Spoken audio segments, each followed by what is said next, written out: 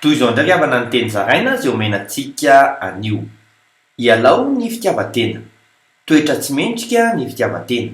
Araka ny voasoratra ao Timoty faharoa toko fahatelo andiny voalohany sy faharoa amin'ny anaran'i Jesosy hoe: fa aoka ho fantatrao izao fa any am-parany any dia hisy andro mahory, fa ny olona ho tia tena, ho tia vola, ho mpandoka tena, mpiavinavina, miteny ratsy, tsy manora isy reny, tsy misaotra, tsy manaja izay masina. Satria Andriamanitra mihitsy no efa nanamboatra ny olombelona tsy havita tena, ohatra hoe tongotra roa, tanana roa. Araka ny ao amin'ny Korinthiana voalohany toko 12 andiny 12.